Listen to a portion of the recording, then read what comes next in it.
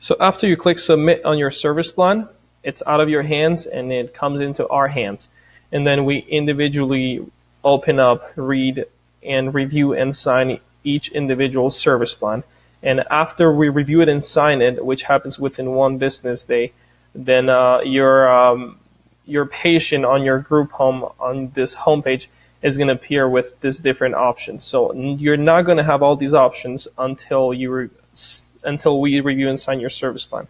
And after we do that, you're going to have the option to download the PDF report so that you can just print it out and put it in your in your binder in your group home.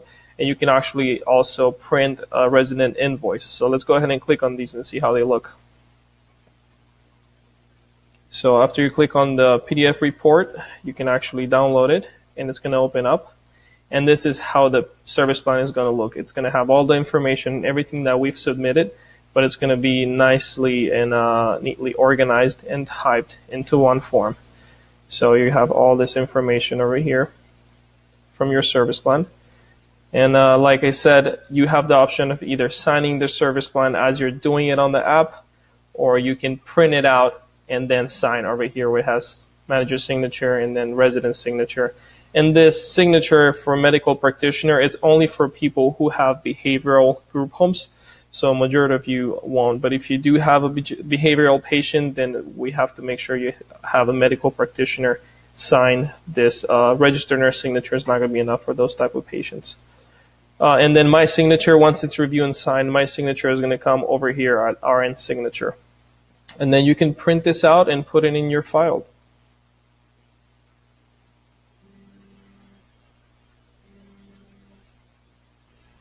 You can also click on resident invoice, and when you click on that, it's also going to download a PDF, and this is the invoice. So after every service plan is reviewed and signed, you actually have a new invoice that you can print out and give to either the resident or the representative for reimbursement. And this information is going to automatically be in there. When you put in your group home information, this copies over onto the invoice, so you don't have to ever put this information. And then over here is the patient information, and you can add additional information over here if you want to or not. And over here, you would just kind of print this form out and choose whether it's an initial or an update service plan. And I didn't put an amount because each group home can choose however much they want to charge their residents. So some of you guys, might choose $45 what they're used to, or $40 or $35.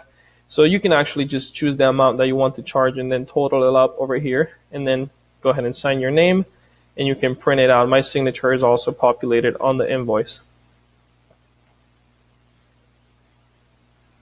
So that's pretty much how you do a service plan with the app. And after it's reviewed and signed, that's how you access your PDF report to put in your folder, and then the invoice to give to your resident representative for reimbursement, so that you get paid for doing the service plan. And then say after a few months, your service plan is going to turn yellow, and then within a week it's going to turn red, which means you need to update your service plan. You're actually also going to get an email notification 24 hours before your service plan is due for an update. So you shouldn't forget to do it, because you're going to have multiple ways to check when the service plan is due for an update. So when you get that email, or when you log in, you see one of your residents is red, the only thing you're going to need to click on at that point to update the resident service plan is click on service plan again. Sorry, that was service plan invoice. You click on resident service plan, and you just update if any of the information changed. Say they have a new emergency contact, or they're not on hospice anymore, you can click on none for home health, and then next, say they got discharged off home health, so home health services, we're going to click on no.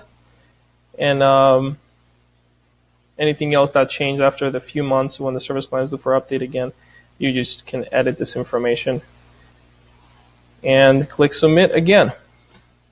And then it's going to send us a notification to review and sign the service plan again.